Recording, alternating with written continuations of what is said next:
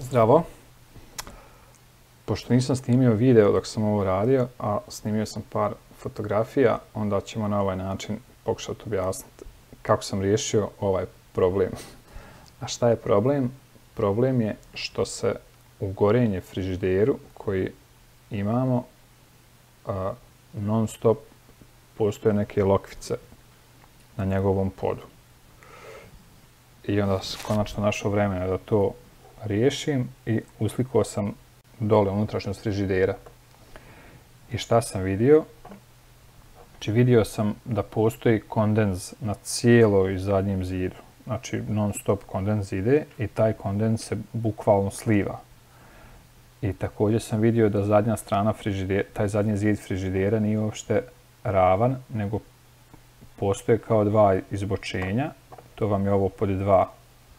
Znači ove dvije strmine koje se sjeku u ovoj tački 2 i voda odatle bukvalno preliva i ide, to vam je ovo 3, bukvalno kao curi mali mlaz vode. Onda sam se konsultovao s jednim stručnjakom. On je rekao da ti frižideri posjeduju pozadi kondenzacionu posudu i da od te tačke 2 ima mali kanal. Znači bukvalno rupica koja vodi do nje. To sam označio ovo sa 4. Znači bukvalno se to začepilo i taj višak vode, višak tog kondenza ne može da odlazi u nju, nego preliva unutrašnjost frižidera. Kako to riješiti? Znači uzmete jednu žičicu i komad spužvice kao što sam ja i samo progurate s unutrašnje strane. Znači morate žičicu izgurati zajedno sa tom spužvicom. Kod mene je to ispalo, znači strašno prljavo, vjerojatno se jednostavno se zaprljalo, ne znam kako. Uglavnom, nakon što sam to očistio, posle toga frižider je bio apsolutno suv stalno.